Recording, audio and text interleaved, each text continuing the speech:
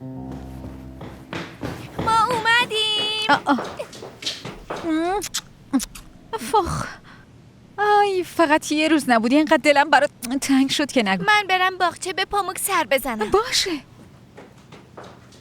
آی نتونستم جلوشو بگیرم. واسه دیدن شما تا اینجا پرواز کرده. خدا رو شکر داره وابستتون میشه. آیش خانم، میخوام باهاتون حرف بزنم. شما وسایلتون رو بچینین، بعد تو آشپزخونه حرف میزنیم. باشه؟ باشه خانم.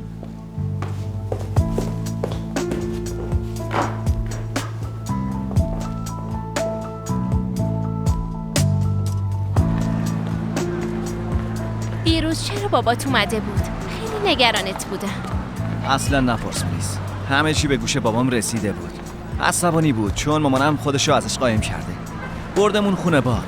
خیلی هم از دست مامانم شاکیه. وقتی صداشون بالا گرفت، مامانم منو سوده رو از دم در دزدید و با همدیگه فرار کردیم. بعدش هم راستشو بخوای نمیدونم چی شد، اما میدونم حتما باید به بابام حساب پس بده. مامانم زنگ زده. جان پسرم چطوری؟ آقا گرجان رسوندتت مدرسه؟ آره مامان جون رسون. تو بگو با بابام چیکار کردی؟ خیلی عصبانی شده؟ نه من و بابات حرف زدیم، همه چی رو حل کردیم. تو نگران نباش، بهم حق داد. ببین اگه اومد به تو هم چیزی گفت جوابشو نده. باشه فهمیدی؟ میگی مامانم اینطور گفت، من به مامانم قول دادم. آقا گرجان حتما تو رو میرسونه خونه. فعلا من اینجام. اومدی با هم حرف میزنیم عزیزم. مامان من باهاش حرف میزنم، اما میدونم دست از سرمون بر نمیداره. خب دیگه الان دیر وقته، باید برم سر کلاس. شب میبینمت مامان. مامانم با بابام حرف زده، میگه ازت عصبانی نمیشه. فقط خدا کنه کاسه کوزه ها سر من خراب نشه. آبجی زینب هر کاری میکنه تا اون کار حل بشه. به خاطر این که خونه شما بمونم بابامو راضی کرده بود. تاوان این کارا برای مامانم خیلی سنگینه، چون از بابام هر کاری برمیاد. بعد این که داستان شما تموم شد خونه شما یه مهمونی بگیری؟ نکنه میخوای تولدتو تو خونه ما جشن بگیری؟ ممکنه. تو خونه ما پر از مجسمه است. باشه اون با من.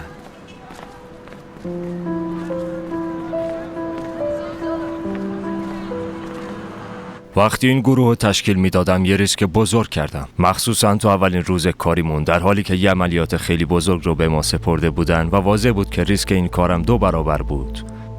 ناامیدم نکردین و با استفاده کردن از تکنولوژی و با بهترین نحو و با دادن کمترین تلفات به نتیجه رسیدین. ما همه موفق شدیم. از تک تکتون جداگانه متشکرم بچه‌ها. خیلی ممنون. متشکریم. خب ببینین هنوز قضیه های زیادی هست که باید حلشون کنیم. همه دست به دست بدین و این دفعه هم موفق بشید. حالا با اجازهتون یه موضوعی هست که باید با سارب در موردش حرف بزنم.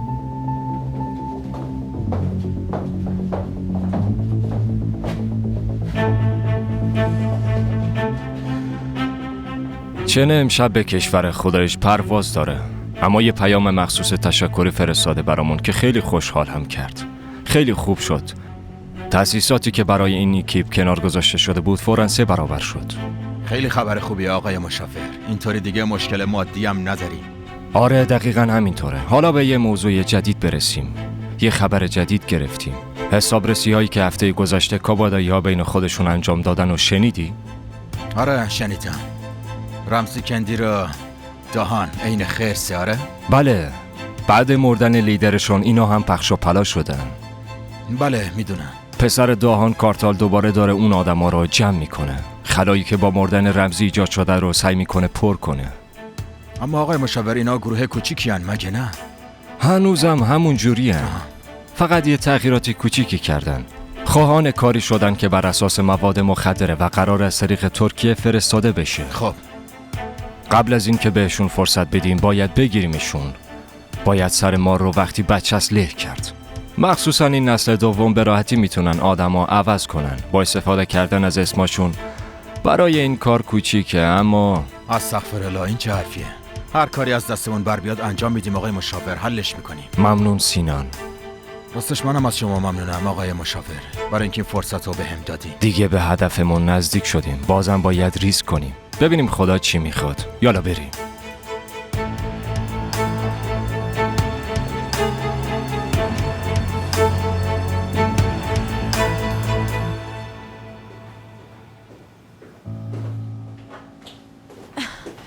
اومدم خانم، بفرمایید.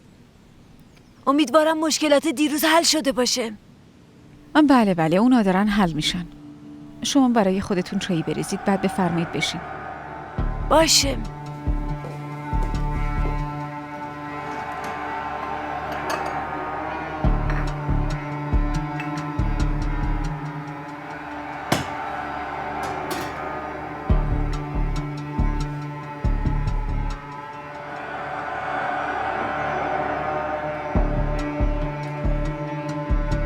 بفرمایید خانم، گوش میدم. این چیه آیشه خانم؟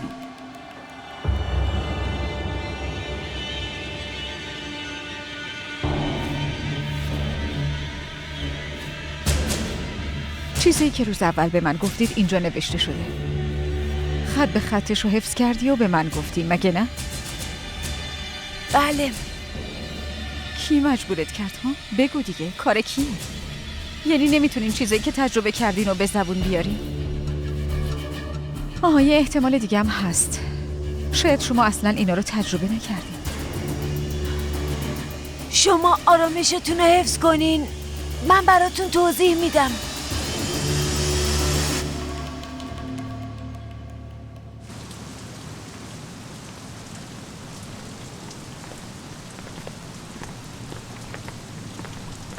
ای استاد، ببخشین دیر کردم. بفرمایین. بریم جلوتر، یه جایی هست، از اونجا شروع کنیم. امیدوارم بتونم. نیاز نیست هیجانی بشین.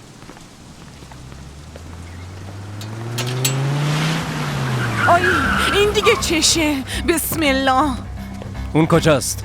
کی؟ اون داداش نامردت کجاست؟ درست حرف بزن، سینان جای داداشته. کجاست؟ خونه است یا نه؟ خب دیشب که با هم رفتین دیگه، بعد اون پیداش نشد. باشه، برو به کارت برس. چه خبره؟ این چه وضعی آخه؟ آبجی گفتم برو. ای بابا، وقت آموزشم داره میگذره. ببین دیوونگی نکن، من دارم میرم. باشه این دختر حسابی تو رو دیوونه کرده، اما ببین کلید زیر گلدونه، برش دار، برو تو. عدسی هست، اونو گرم کن، با آرامش بشین بخورش. آبجی جون باشه، حالا بیا بشین دیگه، بیا یالا بیا بشین. ای بابا برو بشین، برو. خدای من.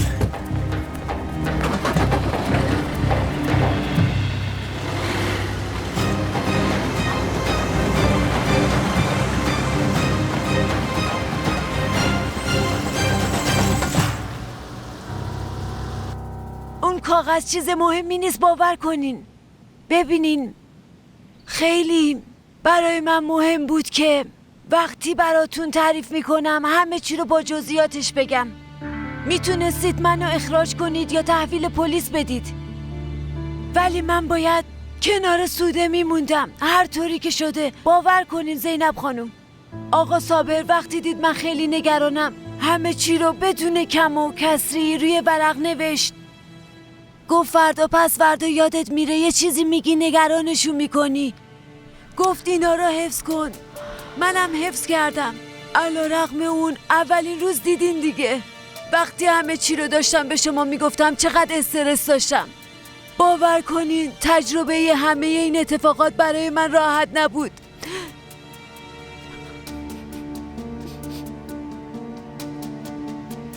باشه گریه نکنید. منم هی دارم به همه چی شک میکنم، نمیدونم چرا. شایدم دارم اشتباه میکنم.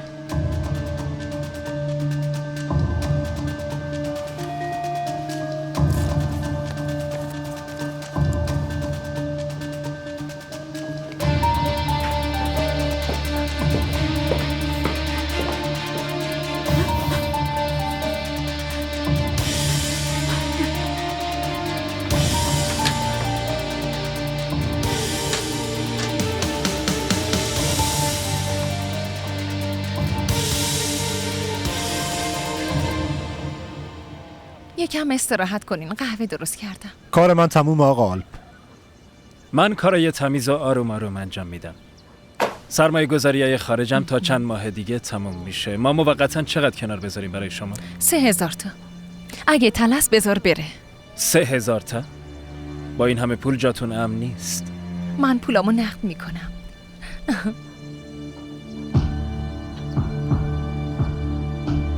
فقط از ذهن نیفته.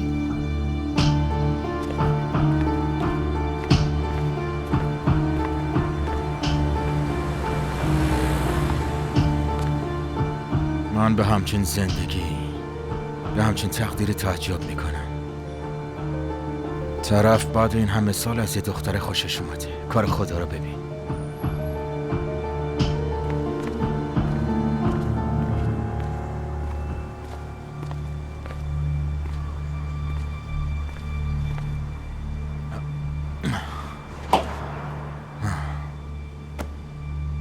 به مرور زمان میگذره.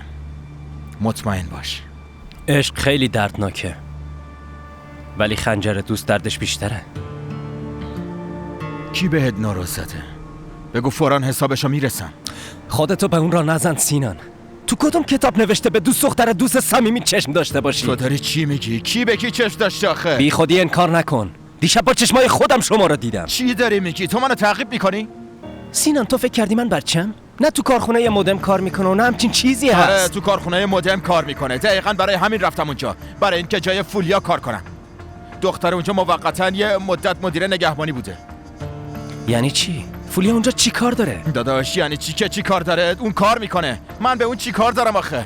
چرا اینقدر زود قضاوت میکنی؟ چرا من خبر ندارم؟ من از کجا میدونم؟ اشتباه برداشت کردی. من فقط رفتم که وظیفه‌مو بهم توضیح بده. واقعا آفرین بهت. خودم هم نمیدونم چرا. خب اصلاحشو پسر. دختر اون روز ماشین شرکت رو به من تحویل داد. سلامت باشه منو برد کارخونه، با بقیه آشنام کرد. من باید با پرسنل اونجا کار کنم دیگه.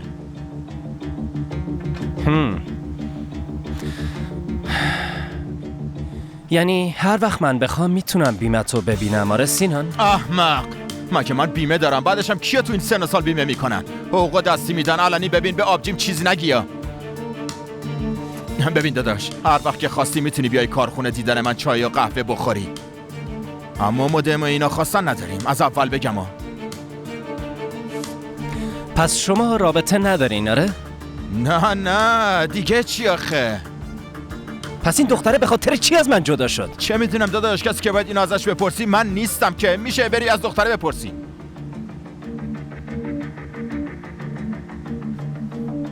مگه برای تو دختر قطعه؟ من کس دیگه ای رو نمیخوام سینان. منو ببین. زود باش بیا. باشو بریم. با هم کنار دریا میریم. چای قهوه یه چیزی میخوریم. نه باید برگردم مرکز. کجا برگردی با این حال کمیسر بزرگ؟ اینجوری میخوای بری روبروی دختره؟ آره؟ بیا قهوه بخور به خودت بیا دیگه. یالا.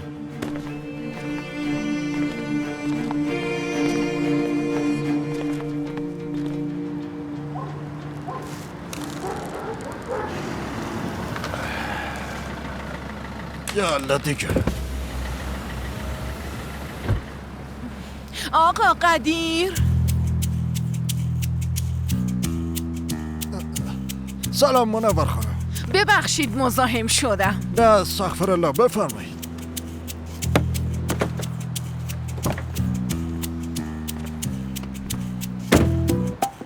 میخوام یه چیزی رو از شما بپرسم. بفرمایید. برای ماشین بیمه لازمه. مشخصه من ناشی هستم. هر چیزی ممکنه چون میخوام این ماشین رو برونم. تو دفتر بیمه آشنایی ندارین بدین ماشین رو بیمه کنه. این آدم کیه؟ مربی رانندگیه. امروز شروع کردیم. هر روز 1 ساعت کار میکنیم. تو 10 روز یاد میگیرم. والا اصلا هم ترس ندارم. آموزش امروز تموم شد. وقتی ما هستیم رفتی سراغ مربی؟ خب معلومه که پولت زیادی کرده. واقعا که آقا قدیر من نخواستم بهتون زحمت بدم. کاروبار دارین. خب بهت که گفتم بهت یاد میدم منور خانم. تموم شد. تو به کاروبار من چی کار داری؟ 10 روز چیه؟ 3 روز یاد بگیری. خودم مربیت میشم. این آدمو بفرست بره. زود باش دیگه. بیمه رو چی میگی؟ من یکی رو پیدا میکنم. ممنونم آقا قدیر. ما رفتیم. روزت بخیر. به سلامت.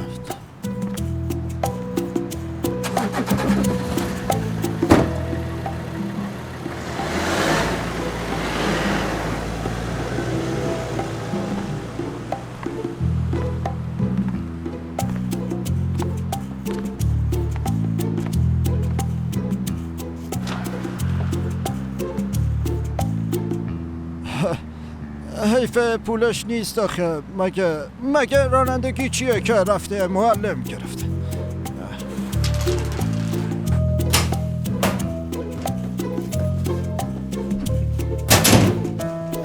قرمز شد، بنفش شد. خب آقا قدیر، دیگه تو باشی منور و قال نذاری. دختر، نکنه اومده دنبالت. سلام، من جینیام. اون خونه است؟ دنبال سینان میگردی؟ yes. نیست. صبح زود رفت. با سینان چی کار داری؟ واسه تشکری. ای بابا، خب باشه بیا تو. Thank you. من بهش زنگ میزنم. بهش زنگ بزنی. ای بابا. ببینم سینان چی میگه در مورد آیشه. یعنی حرف یه زن معقول به نظر میاد، اما از طرفی هم شغلی مثل صبری تو قضیه است. سینان چی میخواد بگه؟ تو این ور به بقیه بگو زینب خانم یه بهونه پیدا کردی، بدو برو ببینم.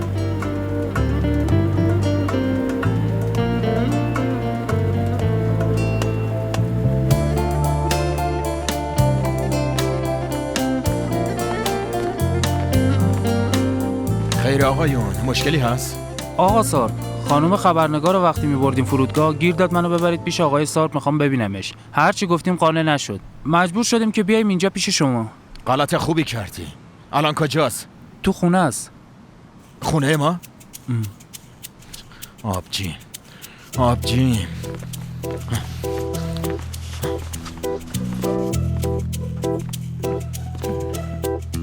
Thank you.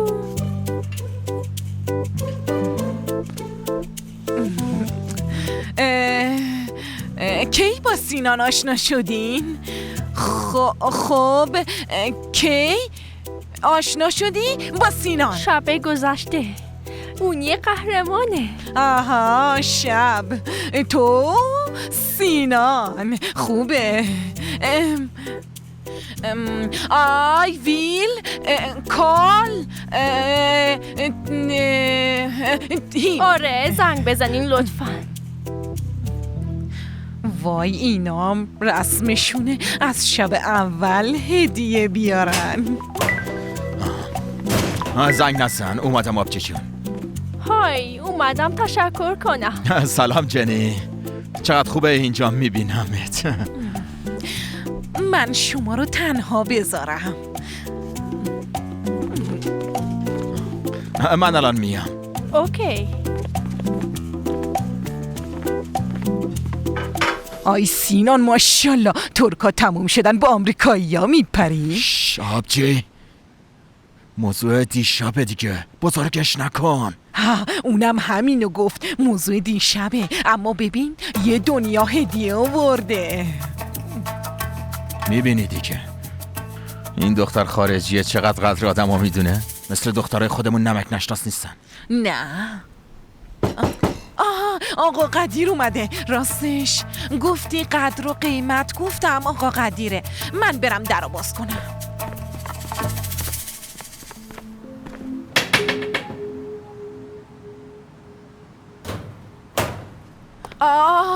زینب. سینان خونه است، باید باهاش در مورد یه چیزی حرف بزنم.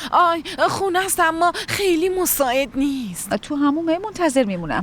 نه همچین چیزی نیست، مهمون داره. کیه؟ نمیدونم، جیمیه، یه دختر خارجیه دیگه. یعنی چی؟ با سینان چی کار داره ها؟ ببین چیز مهمی نیست. سینانم گفت یه اتفاقی دی شب افتاده. دختره داره میره، موقع رفتن به فرودگاه یه سری زده. اما ببین صبح زودی با هدیه اومده واسه تشکر. تو هر کشوری چه رسمای عجیبی هست. آره. تو داری مزخرف میگی. برو کنار، میخوام ببینمش. برو کنار. برو کنار. من هرگز فراموشت نمی‌کنم. ممنونم.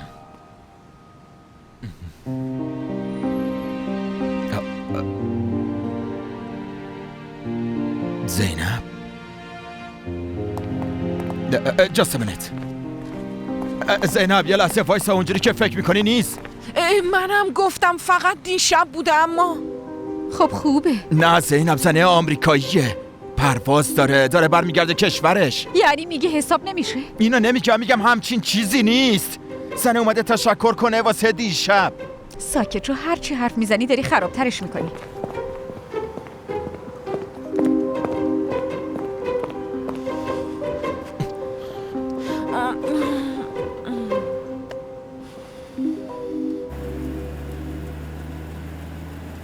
جواب همه سوالات تو گرفتی؟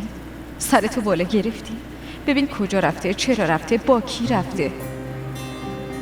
دختر خوشگله، البته که دنبالش میره آمریکا.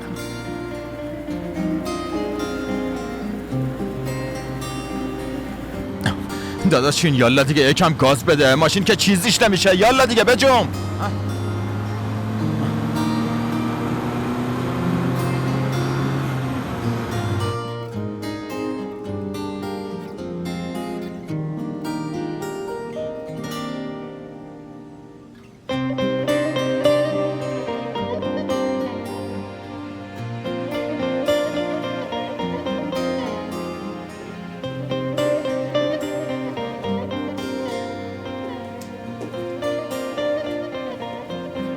زینب خانم جون، این اواخر بابت این اتفاقات خیلی اعصابتون به هم ریخته است.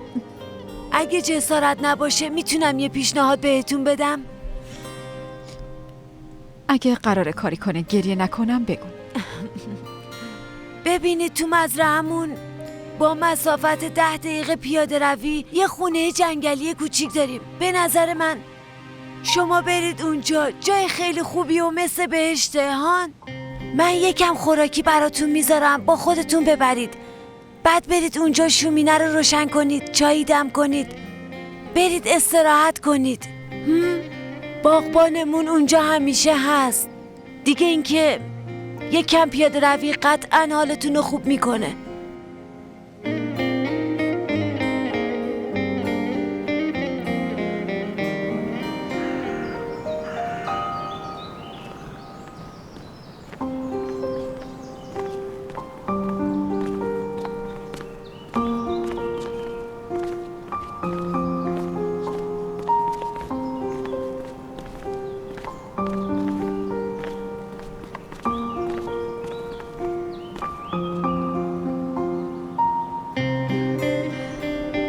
چقدر قشنگ.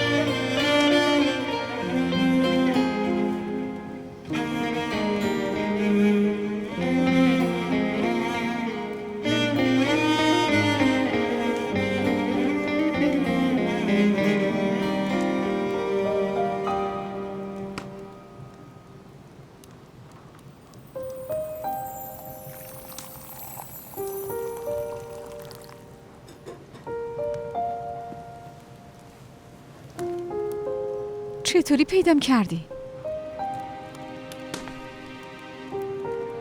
تو چرا بدون این که گوش بدی و بفهمی میذاری یا میری؟ ببخشید چیو باید گوش کنم؟ چیو باید بفهمم؟ همه نقشتونو با جزئیات میخواستی بهم بگی؟ دختر اول میره آمریکا، بعدش تو هم میری دنبالش. خب دیگه این که نگفتی بهتره عزیزم. چرا برای خودت داستان میسازی زینب؟ من با اون زن هیچ کاروباری ندارم. فقط دیشب برای قضیه پلیسی من بهش کمک کردم، همین. ای کاش من اونجور که تو ذهن تو هست میتونستم بد باشم. واسه من زندگی چقدر راحت میشد. اما از وقتی من شناختم زندگی واسه من اصلا آسون نیست زینب. خب باشه، برگرد به زندگی قبلیت. گفتی من میرم، منم گفتم باشه. اما یعنی مثل آدم بیاد چش تو چش بهم بگو خسته شدم، من نمیخوامت. بگو من نمیخوام تو رابطه مشکل دار باشم. بعد بگو چیزه، من همه چیو از صفر از اول میخوام شروع کنم. منتظر باش فعلان و بهمان. چی داری میگی؟ من منتظر چی باشم؟ ها بگو دیگه. واسه چی آخه تا تو رابطه تو درست کنی؟ آره؟ سینان، من و تو فقط دوست هم بودی، من اینو میدونم. من همه چی رو حل کردم، اومدم پیش تو. تو با اولین دختری که سر رات قرار گرفت میذاری میری؟ خب چرا؟ ای بابا هنوز داره میگه دختر، به خدا همچین دختر و داستانی نیست. اصلا میدونی تو یه روز منو ول میکنی. برای همین نمیخوام زینب. من چرا باید ولت کنم؟ من دوستت دارم، چرا باید ولت کنم؟ نه من نمیخوام ازت جدا بشم. البته اگه میخوای با هم باشیم، وگرنه من که کنی نیستم، بهت نچسبیدم. آره تو ترسناکترین عذاب‌ها رو تو زندگیم بهم میدی زینب. از وقتی من دلمو بهت دادم نه جایی برای فرار نه قدرتشو دارم. بعد اون آتیشی که درونم هست و من چطوری خاموش کنم زینب؟ ها؟ برای همین ازت فرار میکنم. وقتی اینقدر خوشحالیم، دقیقاً وقتی این همه دلتنگ هم هستیم، من چرا باید عذابت بدم؟ وقتی اون روز رسید من این کارتا به روت میارم. زخمای درون تو وقتی منو تیکه تیکه کرد و به روت میارم. اینا رو یادت باشه. بدون این که نگاه کنی فرار میکنی. سینان ساکت شو.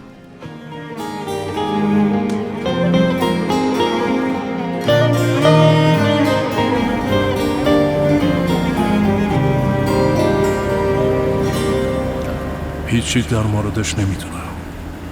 دوست داره با چی بازی کنه، از چی خوشش میاد.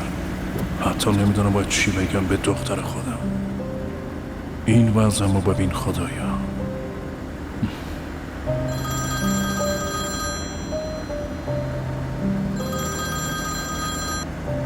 اوه آقای مدیر، روز بخیر، چطوری؟ والا حالم خوب نیست دکتر. ما این همه سالا هر بار تو درد سر افتادی سعی کردیم برای درد درمون باشیم. والا حق دارین، من به شما خیلی مدیونم. خب آدمی که مدیونه زنگ نمیزنه بگه یه ماه دخترم پیدا شده؟ باید از این ور اون ور بفهمیم. 1 ماه؟ من دیروز فهمیدم. تو جدی میگی؟ 1 ماه پیش پیدا شده؟ آها، شاید بیشتر از 1 ماه. پس بگو زینب این همه مدت دوتامون رو اسکول کرده دکتر. منو خب آره، اما مگه تو رئیس پلیس نیستی؟ تو چطور نمیدونستی؟ اون پسره بود سینان، قبلا که پلیس بود. همه این آتیشا زیر سر اونه. من باید اون روز میزدم تو دهنش، باید فکشو میآوردم پایین. میدونی چی کار کرده؟ رفته رو مخ کمیسر امره ما، همدست شدن و 1 ماهه که پرونده رو قایم کردن. نمیدونم چه نقشه ای دارم. من دونه دونه به حسابشون میرسم، نگران نباش. آه 1 ماه؟ 1 ماه زیر آبی رفتن. سینان، خودم دخلتون میارم، فهمیدی؟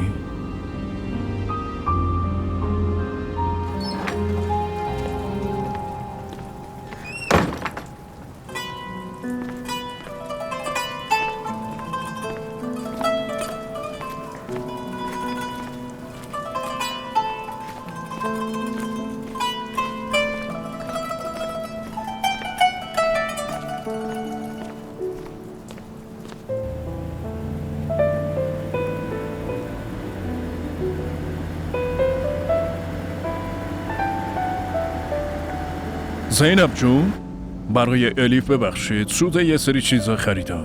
مشکلی که نداره براش بیارم ها؟ به عنوان عموش.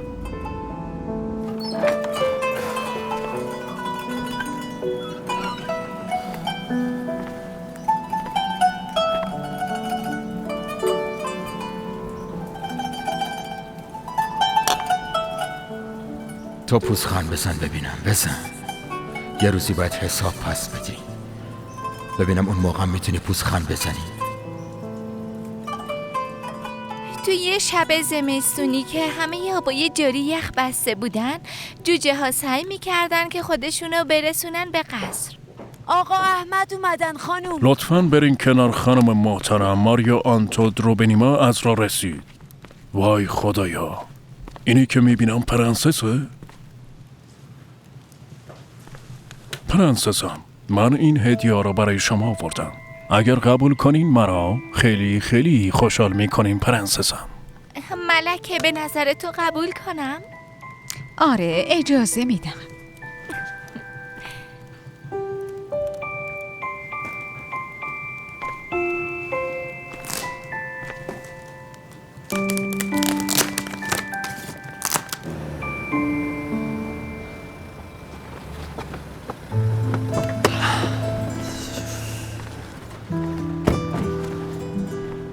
ای وای بابام اینجاست.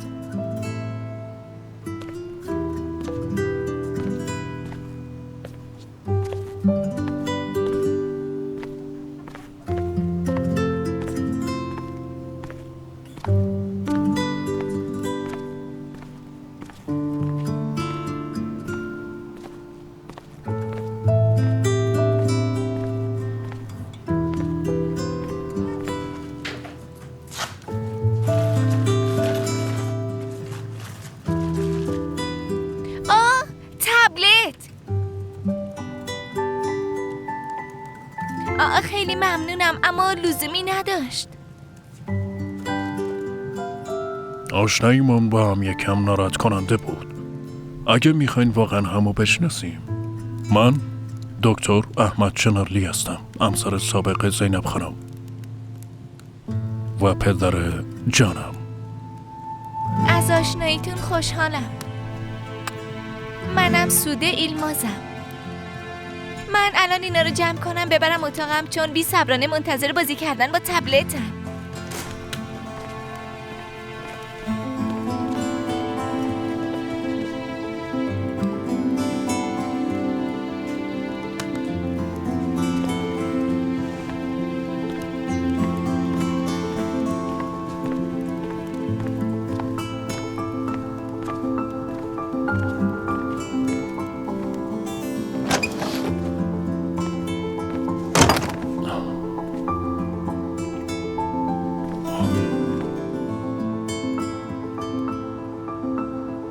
جان، پسرم، بیا اینجا ببینم.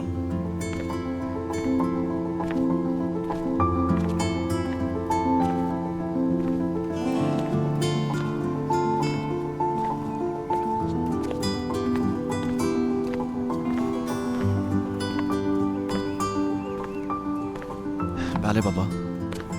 میدونم مضطربی. خیلی خوب، مشکلی نیست. مجبور شدی بین من و خواهرت یکی رو انتخاب کنی.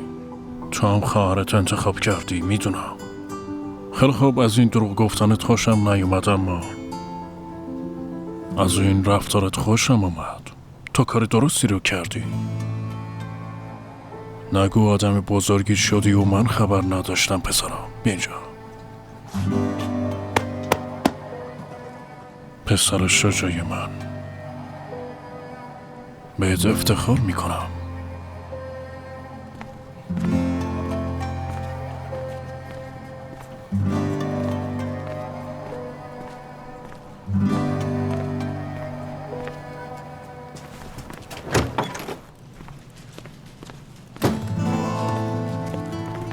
مامان، بابام یه کمی عجیب به نظر می رسید.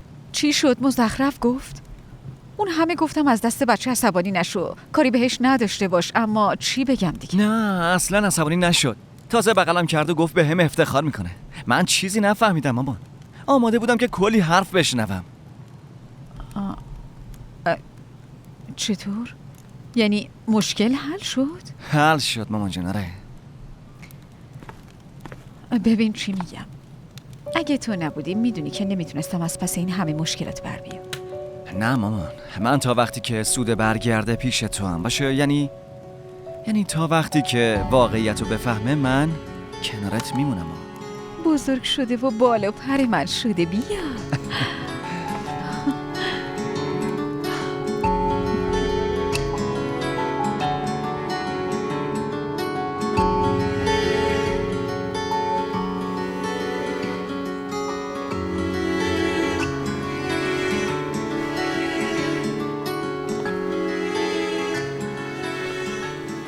میخوای جایی بری؟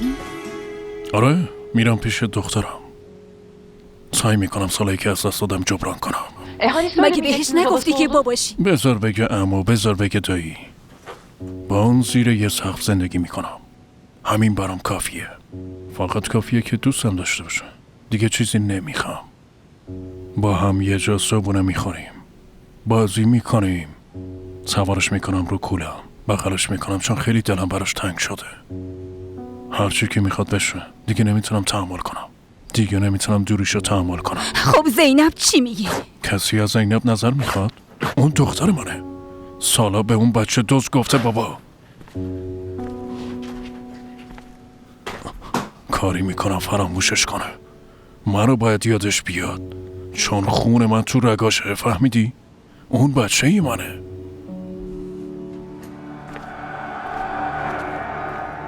پس من بازم تنها موندم. آره؟ این کارو باید از ریشه حل کنم. ریسک داره اما ارزششو داره.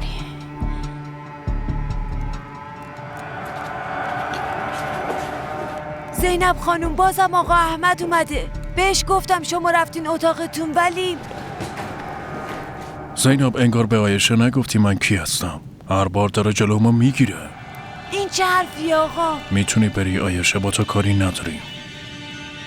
باشه عایشه خانم، میتونی بری. خیلی ممنون. احمد هر وقت که دلت گرفت نمیتونی بیا اینجا. من 5 ساله که دارم گرفته، اما مثل تو نمیتونم برم و پشت سرمو نبینم. این چمدون برای چی؟ من اومدم اینجا بمونم. از این به بعد پیش دخترم میمونم. توی این مزرعه یه اتاق بازم پیدا نمیشه؟ چی شد؟ میخوای اینجا بمونی؟ تو یه زن داری، اونم بارداره. زنه رو اونجا تنها گذاشتی یا که اونم میخواد اینجا بیاد دنبالت؟ ها؟ من تنها.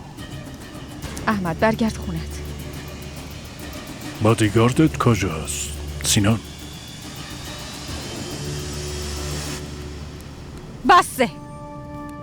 بسه دیگه، برگرد خونت.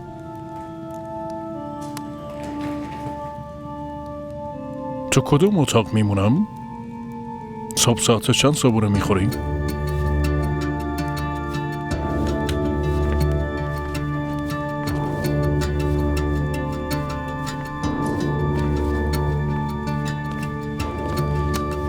اگه میخوای از الیف میپرسم.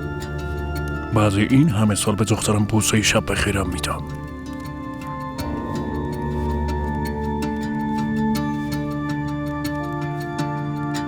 خدایا تو منو امتحان میکنی.